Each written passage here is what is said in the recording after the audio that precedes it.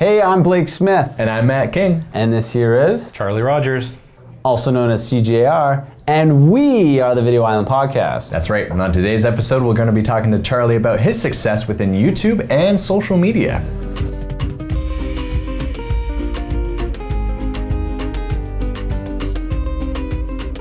All right, everybody, welcome to another episode of the Video Island Podcast. And today we are joined by our lovely, wonderful, gracious colleague, Charlie Rogers, other known as SeeJayAre, which is a play, correct me if I'm wrong, but it's a play off of your initials. Yeah, it's just my initials. I use it as a gamer tag way back on the Xbox.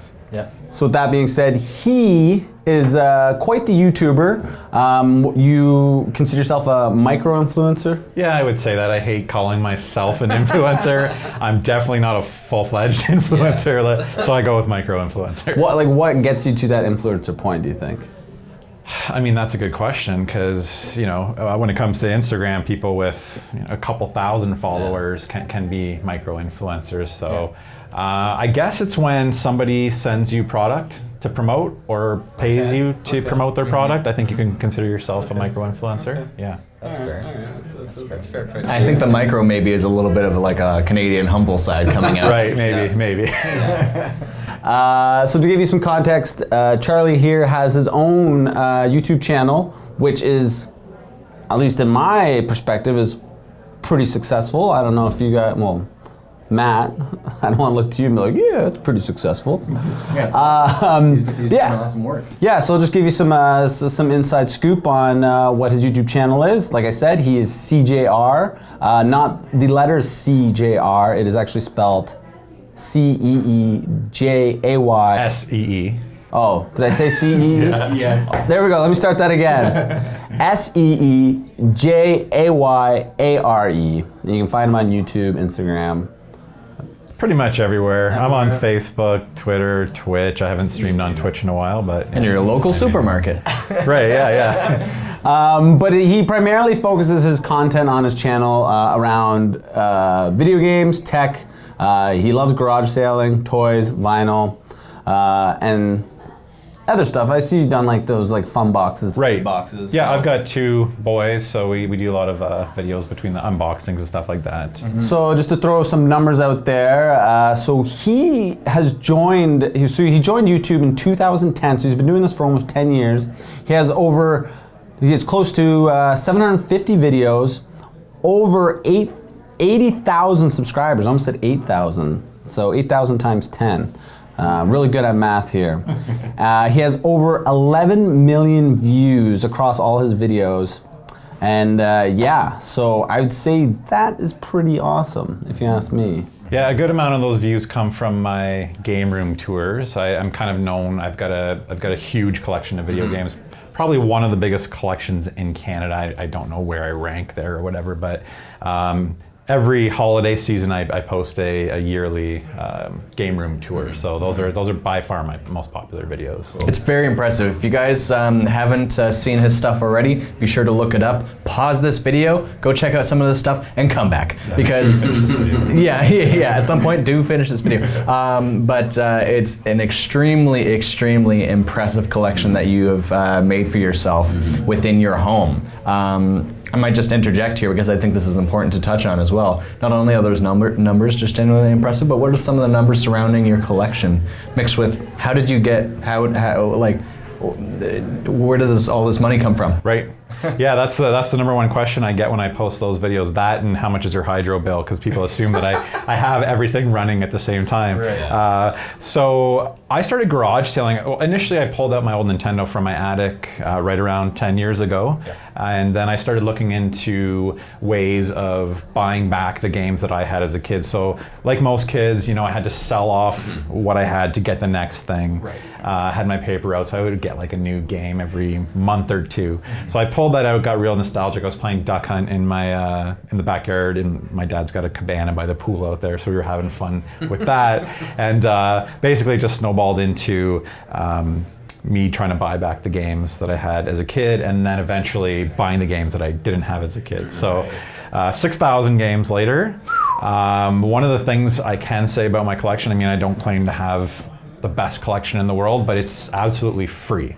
Yeah. So my thing is garage sailing. One of the most popular series on my YouTube channel is my live garage sale videos, where we actually film the pickups live. I use like a little spy cam that I hold under my phone so I can capture the transaction, and you can kind of see my excitement as I find these treasures in the wild, right? And then we kind of do a recap video, both in the car and then after we go through what we got for the week. So doing that for 9 or 10 years, I've been able to get 6,000 games for completely free. So yeah, it's just like buying a box of games, keeping what I need, and then selling off the rest or trading it for more games, kind of thing. So this is what is the interesting point, right? Is that there is a transaction of funds or a trade of, you know, stuff for stuff, effectively, right? So when you say free, but there is a transaction, how did that start off?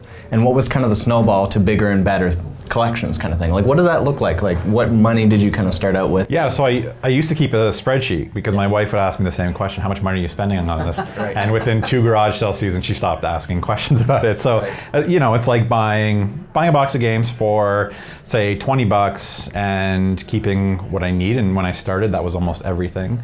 And then selling off what you don't need. So that $20 you probably turn into 50 or 100. And then it's like using that money for the next purchase. And it was really interesting because I used to have it all in a spreadsheet of what I spent and what I brought in, but then I just stopped tracking it at some point. With this, so it's almost in itself, it's like your personal selling a paperclip and selling a paperclip for a house. Yeah, have you ever seen that story? That's exactly what it is. Like you can trace back. It's all documented on YouTube, right? Like my first videos. First off, when I started, it was just. I would just film I wasn't on camera. I was too nervous to be on camera. So it was just my hands and me being like, oh, I picked this up at this garage sale. This is what I paid, kind of thing. And for in the beginning on YouTube, for me, it started as kind of like a pickups video thing. And the reason why I got started on YouTube is because once I pulled out that Nintendo and I was looking into buying older games again, I was also looking for like-minded people who were doing the similar thing. And this was pretty early in the YouTube days, so there was like 2 other guys that I could find on YouTube that were, you know, showing off their pickups that they've got, whether it's deals through Craigslist or Kijiji, garage sales. I used to follow a really interesting blog, and then it's something that over time has grown, and now it's like a very popular form of, you know, pickups videos are big now for anything, like makeup pickups videos, toys, that kind of stuff. So yeah, people also refer to those as hauls. Hauls, hauls, finds, pickups. Well, I've even seen like the more bizarre ones where it's very cool, but at the same time, kind of in that same trend is people who do snorkeling and scuba diving, and they'll go into rivers and find like phones and GoPros and things that have been lost or fallen out of pockets and stuff. I've gone down that rabbit hole a few times. Some of the things they find are pretty bizarre, but yeah. So I just want to throw out there how much I'd love to talk about video games. This episode isn't about video games and the other things. It's more so about how Charlie got into creating video, because he really didn't come from any video background, and essentially how he kind of, you know, grew that plan or that project of his. So you kind of touched on already like why you started making videos. Is there anything more that you feel you can elaborate on to why you started making these videos? Yeah, I think anybody who gets into YouTube, one of the biggest pieces of advice I can give them is just finding your niche. And for me, you know, the audience out here might not care about retro video games like I do, but there's probably something, right? They might be into fly fishing or, like you said, scuba diving for treasures. There's an audience for every niche out there. Some are bigger than others. The video game audience has grown since I started on YouTube. But if you can find your niche, then you can carve out a nice little following. And I think that right there, right, is like the power of YouTube, is because it allows, you know, people who are very particular into these niche type of things, allows people like you who are creating that content to find that audience. Yeah, and to connect with that audience, right? Like when I started, I remember hitting 100 subscribers, and it was after a while, like YouTube didn't take off for me. But I was so happy that I had, of those 100 followers, I was happy that I had, say, 5 or 10 that were like internet friends that I was talking about, games and stuff like that, and just able to connect with them because, people that I know weren't into video games like I was. Sure. They were into like the popular current stuff, which I was into too, but finding those people to connect with was harder, and YouTube was a source for me for sure. Yeah. Definitely on that deeper level connection kind of thing. It's like, yes, like they're into this thing as much as like I am. That's what it was. That's the reason why I started, was to share my excitement for this hobby. Right. And that's what it was. It was never another piece of advice that I didn't get into this to make money or be famous on YouTube. I got into it because I had a passion for old video games and retro toys and anything from my childhood. I think an important thing to note too is that, like, obviously that's huge, right? If you go out there trying to be like, I'm going to make this into a moneymaker, chances are you're going to have a lot more stumbling points along the way versus going in it into a YouTube channel specifically with a passion, right? A passion of yours, and let that kind of organically grow into something hopefully that people are interested in as well. And like you said, you have like-minded people that you can then start to build this following with, right? So what was that kind of experience like? So for a lot of people, I think it might be kind of hard because the last thing you want to feel like at the same time is that you're almost just talking to yourself or just like talking at a wall. Because again, like you said, at first it takes a little bit of a while to get subscribers, get viewership up, things like that. So what was that feeling like for you at first when you're just starting to kind of build that out? Yeah, I think you have to set small goals. So you start with 10 views on a video, and you got to start low. It's not. Most likely it's not going to take off, and especially today it's a different landscape. This was 10 years ago. The YouTube is just saturated. You could be the best vlogger around. That doesn't mean that you're going to make it on YouTube. So you've got to set small goals. So aim for 10 views on your next video. Aim for 10 followers, 100 subscribers. I think just that, focusing on that incremental growth and not saying, I want to be at 100,000 subscribers by next year, because most likely that's not going to happen. That's how it is. But I think if people connect with the passion and the authenticity, I think that I've been able to build an audience because I'm just an average guy. And it really came through in my early videos because I struggled. Like, I was super nervous on camera. I actually deleted my first video of me like on camera, and I wish I hadn't, because I would love to go back and look at it, but I was trembling. Talking to a camera terrified me at first. I think with that, I think that's a great point, and obviously it kind of is important to obviously have people that watch this or listen to this get some tips as to what are some of those things that worked for you to become more comfortable being on camera as you started this thing out. You know what I mean? What was your kind of like your mental checklist to get you kind of ready to go? Yeah, because like we've touched on this in other episodes. Like, this is something that is across the board, like a fear that a lot of people have, right? Like, we've mentioned that, you could have someone who's very, very comfortable of going in front of hundreds of people, if not thousands of people, and, being super confident on stage and giving a presentation, but you throw a camera in front of them. It's just something, and it's just something thinking about what it is, about that artificial like machine that you're talking to, opposed to an actual human being. And that striving too hard for perfection versus authenticity, right? Exactly. Absolutely. That's one of the things that I always say, like, perfect is the enemy of good, and if being perfect is going to be a barrier to you producing the content, then that's an issue. The content should come first. Whether it's with a cell phone, I still use a pretty basic setup of a digital SLR with a shotgun mic, just because that way I know I can just flip it on, and I'm ready to go. I don't think there's any real secret to getting comfortable on camera, unfortunately. I think it just comes down to reps.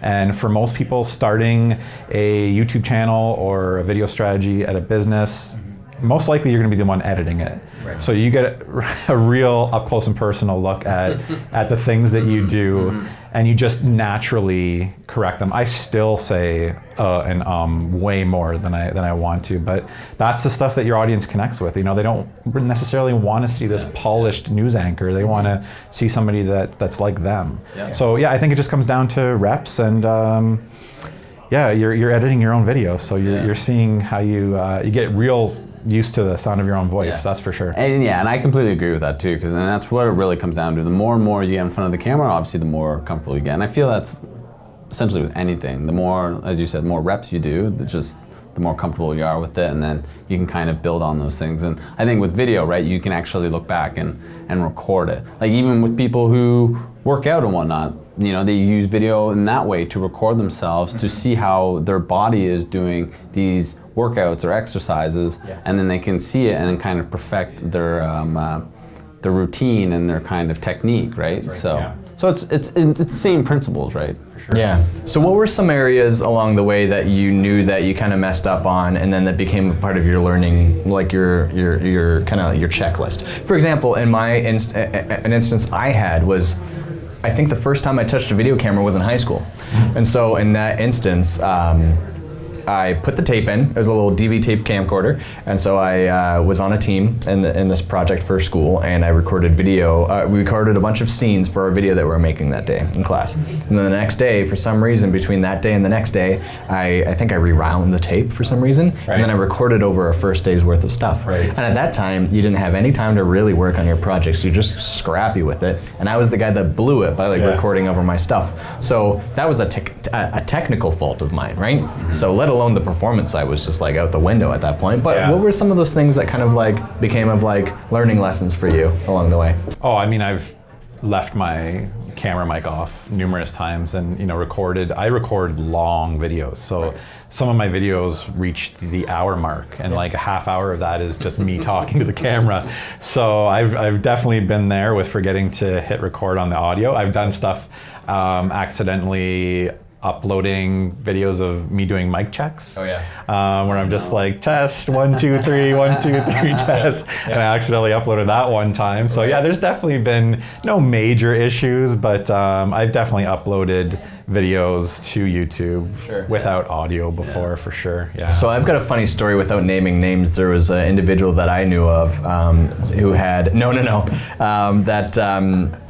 he had, and if he ever watches this, he'll know who I'm talking about, hopefully, which is kind of funny. But he had an instance where he was doing a skit where he was performing, and in this skit, as a part of his thing that he did is for his YouTube channel, he had to appear as though he was like supposedly naked within the scene, just like a joking thing. So he'd set up the camera, he'd shoot it himself. So like he'd make it look as though, and he'd blur out the private areas kind of thing, but he'd make it look like he was actually naked. And turns out that he actually was, because it was just him recording it. But at one point during that like shot, or the subsequent shot, he does like a swoop to part of his house past a TV that was black. The screen was black, and so therefore it was reflective. Nice. Oh no. And so within that reflection, it was the full kit on this guy. Yes, showing it to his audience, which by that point was no longer a small audience.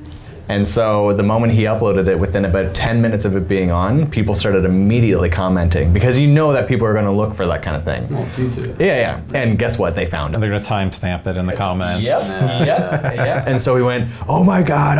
He started calling me, freaking out, And so that was an instance where he really messed up. And so he went a little too far, obviously, didn't really think, like watch for reflective surfaces, and it really like kind of bit him. And it was pretty embarrassing, obviously, at that time. But that was kind of a funny moment that kind of happened for him that I know was like, ooh, like technical as well as user error. I used to swear in my YouTube videos. And I remember I was angry about something that happened at a garage sale. Probably somebody got there before me or something like that. And my mother-in-law ended up watching it and like called me out on using the F word. Really? It was pretty bad. So ever since then, and plus I do have I have 2 boys now, and they're featured in my videos, so I do have a younger audience as well. So I cut out the swearing. But. So you mentioned briefly before, so right now you said you're using a DSLR, and you just use a Rode video mic on top for all your audio. Pretty straightforward. So does it kind of touch on the hardware stuff? So that's what you're using now. I remember you were saying prior to this recording, you were saying you used a Flip Minnow. Do you remember those? I do. I have no idea what that is. It was like one of the first like pocket cameras. Okay. Most likely it would have been maybe, I think it might have been 720p. I think I had the Flip Minnow HD. Right. So it was just a little handheld camera that I could record clips with, and I think I used to put it on a tripod and record like that, so the audio was obviously terrible. I use a Osmo Pocket for a lot of stuff, so anything where I'm moving around in my basement, I like to use the Osmo Pocket. But for stationary stuff, I have like a table that I kind of stand behind when I'm doing stuff in the game room just to talk to the camera. I use a Canon 70D. And it's probably time to upgrade, actually. And then do you have lights as well? Yeah, I bought a cheap, I think it's called like cowboy lighting kit from Amazon, which gets me by. Like it's really pretty dark in that basement. Right. As most basements generally are. Yeah. I think what's kind of neat about that camera, like, is that if you, like you said, if you go on Amazon and eBay, there's a bunch of different people that are making these, they're like 3-point lighting, video lighting kits, and you'll notice that a lot of them are the same because it's like a mass-made product that somebody just like slaps kind of their branding on of sorts, and it's not made by any branding. But what's great about it is that it's just some basic bulbs in behind a soft box, and you set up a couple lights, and you get a decent starting point for having a little bit better lighting on your subject, right? For not a lot of money. I think I paid $150 for that 3-point lighting system, and I'm not going to say it's anything to this quality, but it's good enough for what I do. Yeah, it's a great start. Yeah, for sure. So you got to think, like, right there, what you're working with now, Osmo Pocket, you said the 70D. Yep. And then so you're looking at pretty much and a Rode mic. You're probably looking at something no more than $1,000. Right. iMovie, I used iMovie a lot.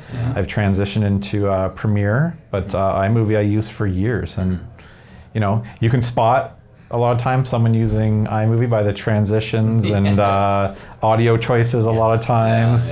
But I mean, if it means that you're going to get content up, then go for it, right? And then I think, you know, it really hits the nail on the head with the kind of point of that YouTube, and me and Matt have touched on this as well in other episodes, is that there is that audience who doesn't care for the quality of content, or sorry, the quality of the production. It's more so the quality of the content. I honestly think that that's the majority. I rarely watch someone's video and go, oh wow, this is really lit poorly, unless it's like something related to that, or you know what I mean, or if it's just somebody talking like to a camera and unscripted, I'm not too worried about it. It's more the audio that I think about, right? Yeah, yeah, for sure. Yeah, totally. That's something we actually touched on before, right? It's like, it's less about the image. You want a nice image enough. Right. You want to focus on that, of course, because after all, it is video in this medium. However, yeah, people are sooner to check out of your video if they can't even understand or listen to you, or they can't stand listening to you because the audio is so poor. Right. Right? So you could have the greatest message in the world to share, but if like you just sound like garbage, chances are they're going to click off and go somewhere else, right? So they totally miss out on the message that you have to share. So you brought up an interesting point, which I want to ask you, and I just want you to kind of elaborate on what exactly you mean. So you said that making video gave you more confidence socially. Yeah. What exactly do you mean by that? Yeah, I mean, I was terrified to speak in, you know, small groups like this. This right here would have absolutely terrified me before I got started on YouTube, and it was probably a year or two before I got comfortable. Also, the nature of the videos that I create, the garage selling videos, that's also really helped me with confidence, because I'm at 80 garage sales, so I don't know, probably 40 transactions a day where I'm conversing with people, and I just found that it got me out of my shell a little bit, and it gave me a little bit more confidence. I definitely struggled with speaking in small groups before, even one-on-one. I just super nervous. I'm an introvert. Yep, I think that's a really cool factor, right? Is that like that's also a nice payoff of you doing something that you're passionate about, is that there's all these side benefits as well that comes from it, right? Absolutely. And editing, you know, I got to see that, you know, maybe if you're self-conscious about how you look or sound, seeing yourself in the editing process can help you get over that and go, okay, well, I don't look or sound as bad as I thought, right? Yeah, and then you tweak the things that are fairly minor, like body language. Am I giving off the right body language that I want to present to my audience, right? How do I change that? What can I do to kind of mildly tweak without changing who I am? Yeah, and it wasn't always like I was conscious of that. I think it just kind of naturally happened through the process. So when you were making these garage sale videos and whatnot, even though, because as you were saying, you would have the camera recording, but not so much in the individual's face because you're trying to do it incognito. Yeah.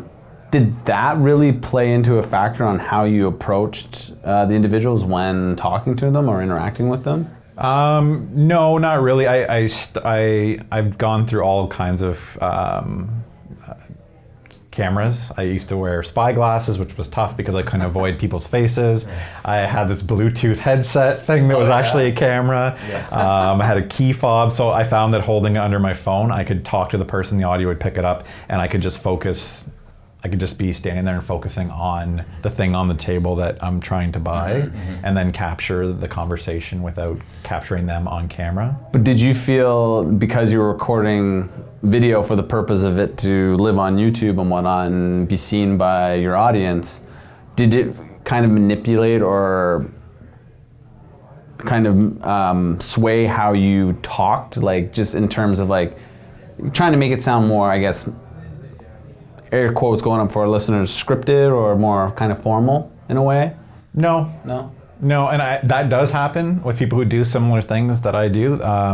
They're not able to find things, so I think that they do manufacture things. But for me, it was, you know, I was finding great stuff every weekend I went out, so there was no reason for me to embellish anything. You know, my goal at a garage sale, which I get heat for sometimes because I'll get people in the comments saying, I can't believe you offered them $20 for this huge bin of video games. You know, my goal is always to get what I want and have the person be happy with what they got. You know, so if I offer somebody $20 and they're like, I don't know, then you know, I'm okay, well, how about 30 or 40, right? I want them to be happy. But the goal is to get things for as cheap as possible. So no, I've never really thought about the audience. Also, the garage selling comes first to me. Like, you know, if I had to stop the YouTube series, I'd still be out garage selling, right? So getting the stuff takes priority to getting the footage, if that makes sense. Well, as you kind of said, right, like you're creating the stuff out of passion because it's not like you're garage selling for your YouTube channel. You're creating the YouTube channel because you're garage selling. Right. And never the two shall switch kind of thing. So I have a funny thing to kind of add to that, is that idea, and I think there's a good point maybe for you to talk about in terms of burning out on something. So I did a YouTube channel for a while. I had a friend that did it with another friend, and then from there he needed somebody to come on the show and do it with him. So I went and did it with him. It started to become more successful, have a lot of payoff. It was doing really well, monetized it, all that kind of stuff, and I decided to kind of get out of there. One, when I became kind of busier with my work, but two, when I started to also feel that it became a little bit more work and less about enjoyment.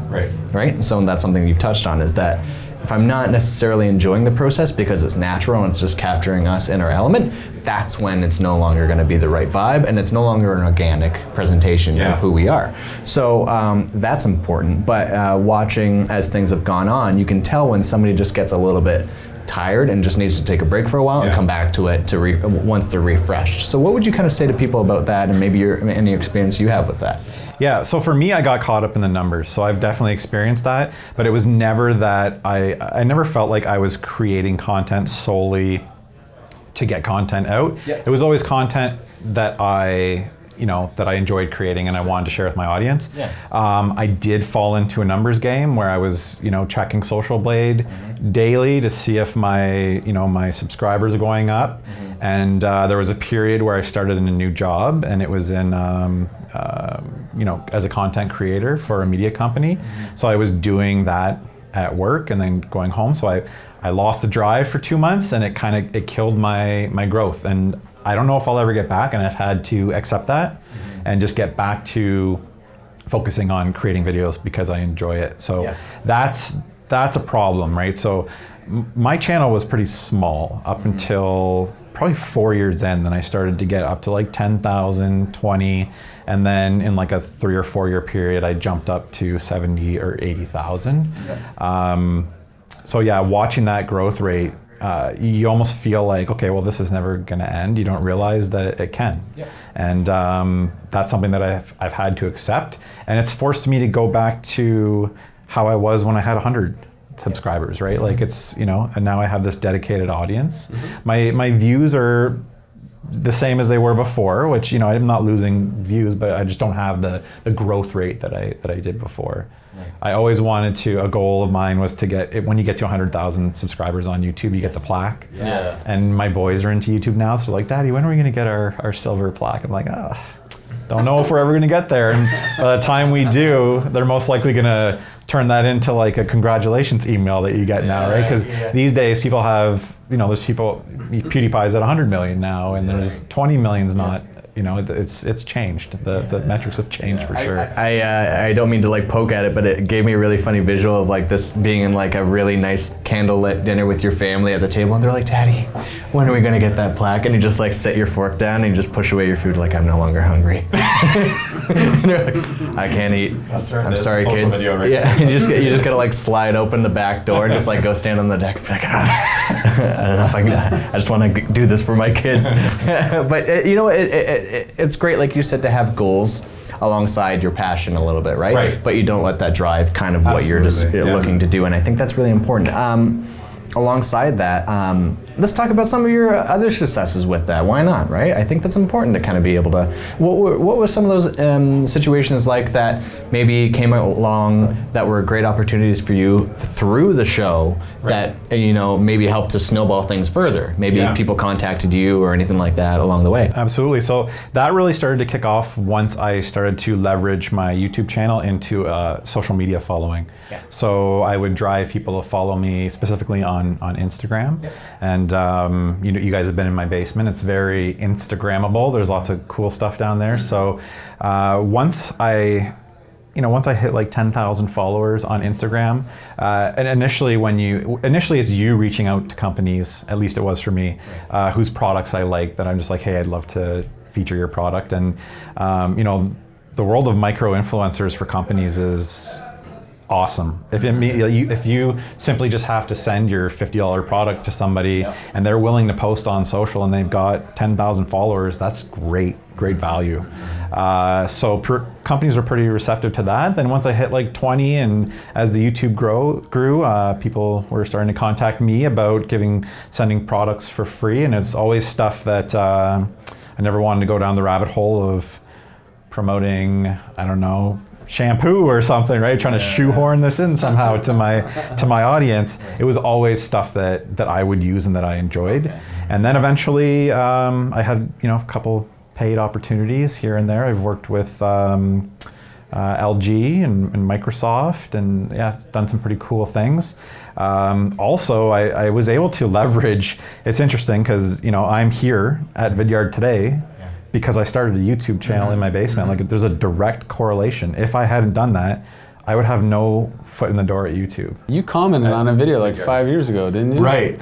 You know, Vidyard's been on my radar for a long time, and I was looking through our YouTube channel, and this video from almost 10 years ago, I think, had a comment, and it was from me. I was like, and I said something about like, I think I actually said, does having a YouTube channel qualify me to work at Vidyard? Something like that. And it does. 10 years later, though. So turns out the door swung open and in walked Charlie. Right. So I've been able to leverage this. You know, it's funny. I was listening to Gary Vee. You guys are probably familiar with Gary Vee, and I was consuming his content, and he started going into how companies are looking for content creators and social savvy people, and just a bell went off in my head. I'm like, I have skills that are valuable to companies. And I didn't realize it until he said it. I'm like, that's me he's talking about. So I was able to leverage my social media following. Like I've proven that I've built a following on the personal side. So it's something that I added to a resume, and I leveraged that into a job at a media company, handling social and content creation there. So I was able to go to E3, interview some pretty amazing people. So YouTube, it all goes back to starting that video in my basement on YouTube. So when you worked with those, worked or partnered with like Microsoft and LG, did you, like, what was kind of the experience? Was it in a way that where they're like, hey, we want you to do this, or was it they're like, hey, was it more open-ended? Like, how did that experience kind of play out? Yeah, so companies, basically they'll contact you and say, we're looking for this many posts, and then you're able to craft the post, and then it just goes through an approval process essentially. Okay. Yeah. Okay. No, it's not bad at all. Yeah, there's never an experience where like we need you to say exactly this. You know what I mean? So, yeah, it's not really me reviewing the product in some cases. It's more a paid thing where I'm promoting it. Yeah. Yeah, I haven't done a whole lot of that stuff, but yeah, Instagram is the place to be for that these days for sure. Yeah, you'll see it, right? And I think that's important to note too, right? Is that hopefully you're able to align with some brands or companies that you also, like you said, are interested in, because you do tend to notice. I mean, I think we probably all follow people that you kind of see that they obviously just had a good paid opportunity. Much more so, especially when it starts to become their revenue stream, is doing this kind of thing full time, and they're just like, yeah, totally, I'll totally hawk that shampoo ad or like whatever, and it's just like, it doesn't really fit into your shtick. And that's where you can get in trouble, I guess. So for me, it's never been like my main revenue stream. So I could see how people could force certain things, certain promotions. And that authenticity has to come out, and then you also have to make sure you hashtag ad and like let people know that it's a promotion or an ad in place. For sure. All that kind of stuff. So alongside the idea of working with businesses, or working now within a business as a social media individual, taking care of all this kind of content as well, what was the transition like going from your own personal interests and building out that social following to coming to a company where we're looking for you to kind of assist with the brand building and all that execution side for a company? Yeah, it's learning the market. That's the toughest part. I'm comfortable on my personal side because I know video games, tech, toys, nerd culture. I know that stuff pretty well. It's depending on what industry you transition into social media or content creation. It's pretty easy at Vidyard. It's all about video, so that's a easy product to get out there on social. Everybody uses it. But if you're somebody that is tasked with, I don't know, like cotton swabs, you got to get pretty clever there, I would assume, right? So, it's just really familiarizing yourself with the market for sure. That's the toughest part. Yeah, totally. It's hard to do like a prank channel for a cotton swab company. Just trying to think of a prank that you could pull off with cotton swab. Just dumping cotton swab buckets on people, just like getting showered in it or something.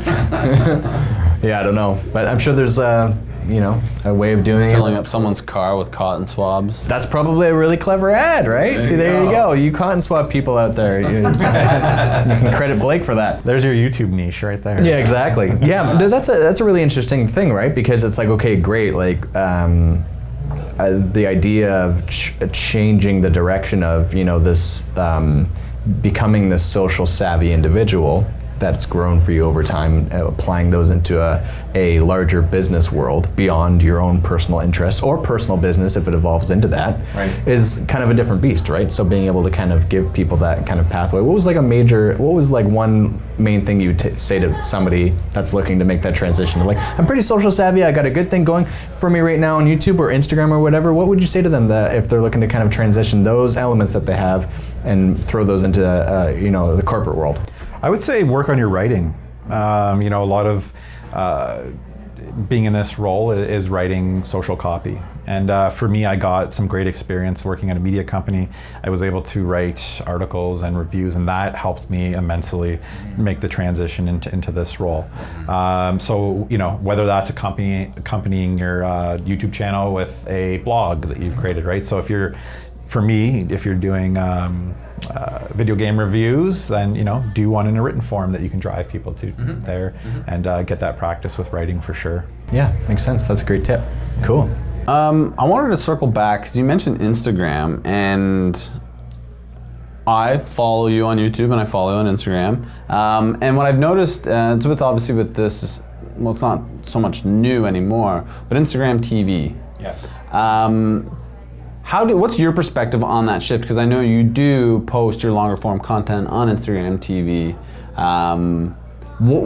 What's your perspective on that? Do you think, you know, is Instagram going to take over YouTube? What's your perspective on that? Yeah, I would post a lot more content to IGTV. Yep. I mean, like you said in the intro there, I've got 750 videos. A lot of that can be repurposed.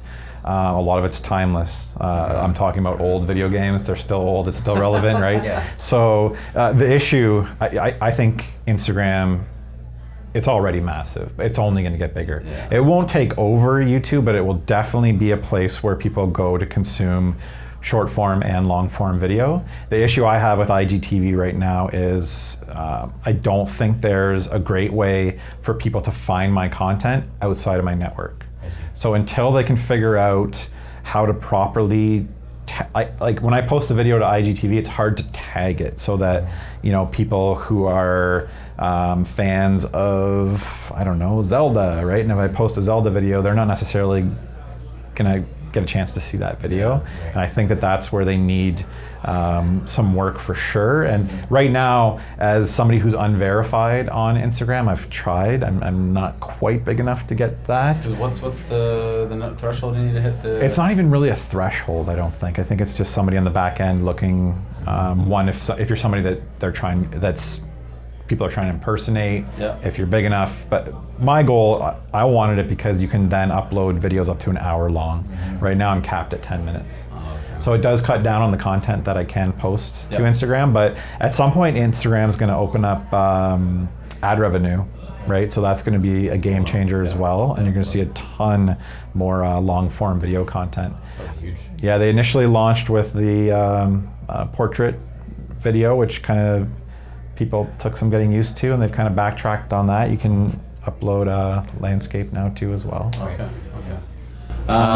Just really quick, just to touch on for people that may not be aware of that, is what's verified in Instagram mean? What does that look like?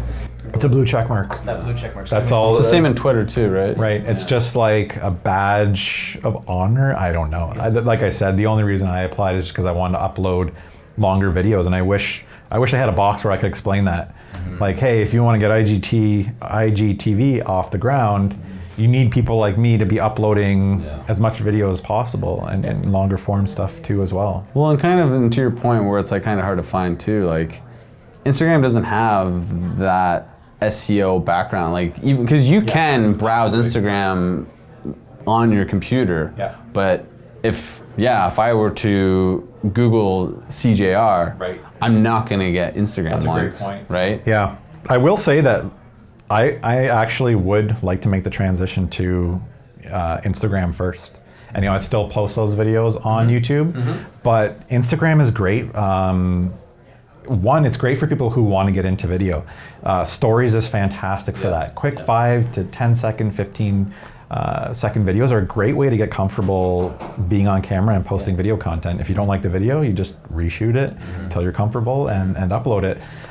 So for me, Instagram is where I'm going to spend more of my time going forward. It used to be a YouTube first strategy for me, but now it's going to be Instagram.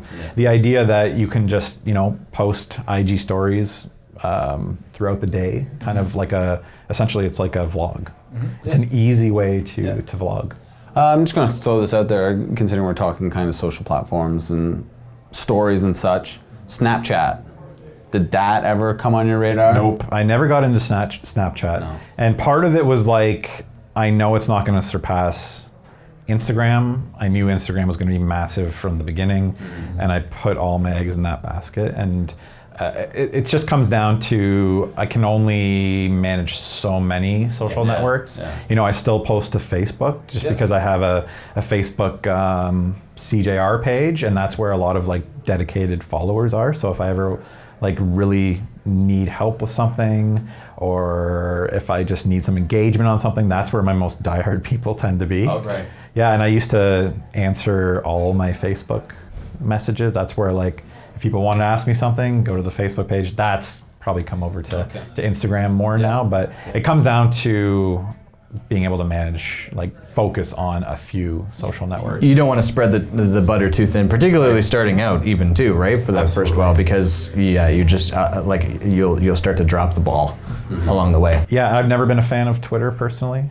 I think Instagram's definitely the place to be. Do you even have a Twitter account? I do, but it's like you know, when you post to Instagram, you can just auto post to Twitter and it looks terrible. And yeah, I've started posting some content on there recently, but yeah, Instagram is, that's the focus. So Instagram and YouTube are your main go-tos for your video. Yeah, and I would almost say that that's what I would recommend for everyone. Yeah. I see a lot of YouTubers. A lot of YouTubers I know are slow to get into social, and they were slow to get on social to promote their stuff and to have a presence. And I see them, a lot of them going with Twitter, and I just think it's a big mistake. I think for a YouTuber, I think, you know, Instagram, it's just a natural place to be. So in terms of, obviously there's the direct engagement association with creating videos for people to watch. So there's that. But what do you do, is there anything else that you do in terms of doing additional engagement steps to have some kind of outreach with or keep people coming back in terms of gaining more viewers or running contests, anything like that? Yeah, I used to do contests, giveaways. I used to do, I would pick like 1 or 2 items from each week garage sailing and give those away. The thing I love to do now is going live on Instagram. You can actually bring people into the stream. So I'll do a live stream and I'll pose a question like, you know, what was the first game you ever played as a kid, or what's your favorite game of all time, or what are you playing like current gen right now? And then I'll actually bring somebody into the stream. You're taking a bit of a chance there, because a lot of time it's strangers and people are like shocked and surprised, but it's a cool interaction because you know, I get like maybe 100 people on those. It's nothing huge, but for that person, they seem to be pretty excited that they're able to come on and talk with me directly and stuff like that. So that's something I definitely like doing on Instagram for sure. Yeah. Now, so like, and that's kind of a hot topic right now is the asynchronous versus synchronous video, and it's kind of even. You know, that's something that gets tossed around here on SeeJayAre, and it's just that's kind of the approach of maybe that's the next thing for video, right? Is that it just makes it more human because it's that real-time interaction. Yeah. So doing those live streams, like, were you nervous starting on? Because just based off of how you're saying, like, you know, doing these videos, you were pretty nervous going in front of the camera. Yeah. But see, live streaming, it's pretty different because it's live. Like you can't just, if you make an error, you're like, okay, you can, you know, push that to the side. Whereas this is just like you're on the fly. Like you got to do this stuff in real time. I think having that progression and doing just YouTube for probably 7-8 years prior to ever going live gave me that time to get pretty comfortable, you know, even doing a live stream as well. I think the first time I live streamed was probably on Twitch. I started doing that. And on Twitch, you don't necessarily need to be talking the whole time. That's something that I realized pretty quickly through a couple people that I watch. It's they're watching you play a game and you're just kind of commenting here and there. So that was kind of a nice stepping stone, I think, into getting used to the more like, you know, hosted IG videos where you're actually having to talk to your audience directly. So no, I didn't really notice, it wasn't too bad getting into the live stuff. I would say probably, I bet too, from my perspective looking in on that, would be that there's beauty in the sake that it is live. So there's a little, again, it comes back to that authenticity play, right? Is that, I mean, you're human, you're just, at that point, you're just that individual that runs this channel and this show, just hanging out at this point, right? So it makes it a more casual experience, right? It's less formal. It's not a game show necessarily, right? You're just kind of hanging out, and then you're just gonna get to be yourself, which if you are being yourself originally in these YouTube videos, that kind of just flows over and feels natural, right? And the nature of the style of video that I'm creating and the topic allows you to do that. Like if I were creating a vlog series, you know, those videos tend to be, you're putting on a facade of happiness. You know what I mean? Like you don't tune in those videos and Casey Neistat, he touches on it sometimes, but like, or like Roman Atwood, they're not, you know, everything's happy and you're putting on a bit of a show. I think I'm just, because of the nature of the content and the type of video, I'm able just to relax and be casual and talk to the camera. I did go through a vlogging, I went through my Casey Neistat stage, but for me it stemmed from creating these videos. So I created probably 13 of them over like a year, mostly focused on like family vacations. It was great for me is because I felt like it got me better at filming. And I also use them as like a video photo book, a video diary. So my boys and I will go back and watch them, you know, and be like, oh, remember the time we went to Florida, and it's kind of cool. So yeah, I guess my point is that just the nature of the video I'm filming, I'm able to be authentic. And so when you were making those blogs, did you find vlogs, I should say, did you find creating those vlogs more challenging than what you were doing at the time? Oh yeah, way more editing. You know, I wasn't going for perfection, but compared to what I was used to producing, it was a lot more work. Because I feel it's kind of the name of the game when it comes to vlogs, and you know, editing to the beat. You know, like you're great at that. Putting B-roll in, and you have to capture all that stuff, opposed to just you talking to the camera. Yeah, I really enjoyed it. I did. It was a great process for me to learn how to become better at editing and filming. So. Yeah, I mean, like the white balance in my first couple was like way off, and I had just been so used to filming in my basement or with my little camera out at a garage, which is just like all on auto, right? Like so. Well, and then like, that's what we tell our audience. Like, it's just, if you don't have that experience, just go out and do it, and the more and more you do it, and as you kind of talked about too, like getting in front of the camera, it's just, you just gotta practice, and the more you do it, the more you'll, you know, understand I guess with shooting, you'll understand the white balance or all the different settings. And obviously as you progress, you'll hone those skills and it'll just get better and better. Vlogs are a great way to do that, actually, Now that I think of it, it's a good way to get used to that. The hard thing for me to get used to was walking around with the camera in public and talking to it, right? Yes, that's, I guess that'd be I've never done it. Yeah, it's still awkward. And you know, back when I was doing that, it was still early. So I think that's a lot more common now, a couple years later. But getting over that is tough. I always think that too, even when like watching vlogs like today, and it's just like, Casey Neistat, Peter McKinnon, whoever it be, just walking around, and it's just like you see them in an airport or on the airplane, and it's like, and they got like the gorilla pods with the full, like it's a big get up, and it's just like.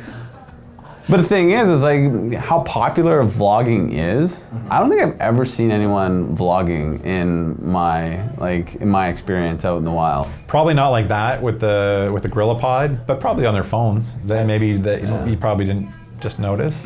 I've very rarely seen people, but it looks kooky. Like to me, it can be almost as like strange as the people that use the Bluetooth earbuds, and it's a weird interaction because you see that they're talking. Sometimes if you don't really realize what's going on, then it's like with Bluetooth people for the longest time, right? They're talking and you think that they're talking to you, and they do hey, and they're like, oh, and they point to their ear, you're like, oh, okay, like obviously you're not talking to me, I don't know who the heck you are. So you just like walk away, but then you see these people doing this thing and it's like, what's going on? And I mean, IG stories has helped with that too, right? Like that's a very common thing now for people to be talking to their camera for Instagram. Cool. For sure. I think, do you have any questions?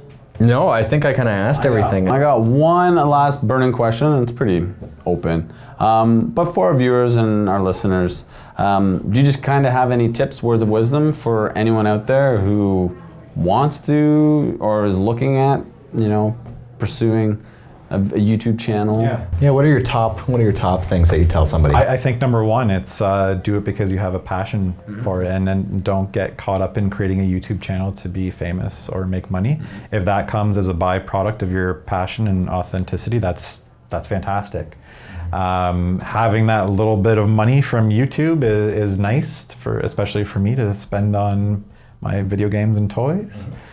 So I guess I'm going to interject right there with the question. You want to know how much money you make on YouTube? No, I'm not going to get that personal. But how long did it take you, and what was that point that you had to get to that, was that tipping point where you were seeing some dollars? Well, I think it was probably 3-4 years in before I saw anything. So there was a threshold that you had to make on AdSense. Would it be AdSense? Yeah, I think AdSense. Yeah, AdSense. I think it was $100. So I got a check from, I think it was from Google at that point, and said Google on it for $100, probably 3 years in. And I didn't get another check for another year probably. But what was that check based, what was just based off of the amount of views? What was it that got you? Off ads. Just basically views of ads. And then I don't really know YouTube. I've never tried to do a YouTube channel. Is there a button that just says monetize or Yeah, back then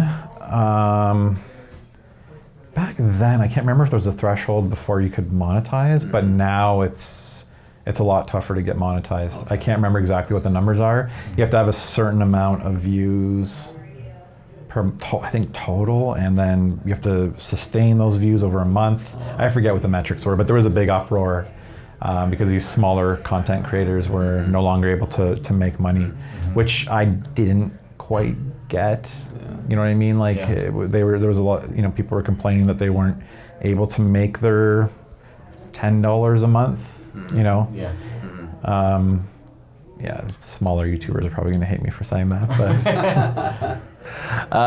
So to go back to that initial question of just the words of wisdom or any tips. So one was have a passion, which makes sense. Don't do it for the money. Do it because you love what you're doing.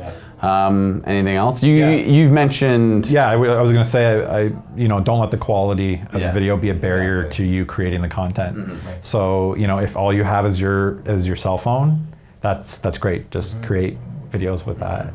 Don't go too far out of your means either. Don't assume if you spend a week editing this great video that's well lit and the audio is perfect, realize that it's going to take you a week to edit that video from here on out probably. I think that's where people get in trouble too, is just trying to make their videos a certain quality, and it cuts into, I'm kind of lazy, I don't know, I couldn't, once I get home from work, I don't want to spend 3 hours editing a video. Right. I'll make a short 20-minute video with a couple edits and a beginning and an ending little stinger thing, and add some music, and then that's good enough for me to get my content up. People love it because of that, right? So it's not, you're not pretending to be something that is not. Yeah. So I think that's great as well. And again, it comes back to it echoes what we've said, and which we touched on earlier, is that it's about the quality of content versus the quality of the production. Right. So absolutely. And and YouTube's full of that, and I totally agree with it. Yeah, so I think that covers everything. I've learned a lot about YouTube and all them social platforms. I tried to do a little bit in that Instagram game, but as you said, I don't even want to do the video Kirby stuff. Kai on Instagram. Yes, you guys might as well promote these things. So once again, Charlie, your social presence is what? SeeJayAre. SeeJayAre. It's my initials spelt out, just so I can make it complicated. Check Charlie out. It's pretty wicked. And of course, the young budding presence that is. I don't even do Okay, I have an Instagram account, but it is toy photography. Yeah. That's okay. It's That's awesome. Don't be shy. Don't be shy. Hey, What is but I do it because it's a passion, right? That's right.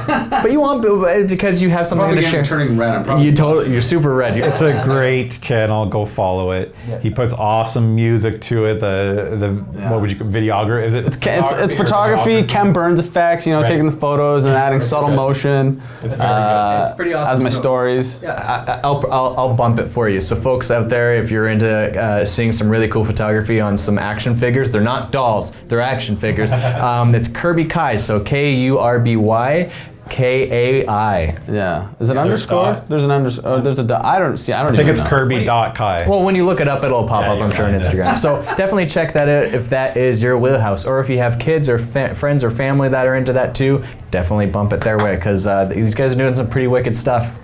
And I'm just over here being a dad. And now I'm all red-faced. Thank you. Thanks for having me, guys. This is awesome. Thanks for coming on, and thanks for tuning in, and we'll catch you next time. See ya. Thanks for watching this episode of the Video Island podcast brought to you by Vidyard. You can subscribe to the audio version on your favorite podcast platform or check out more videos here.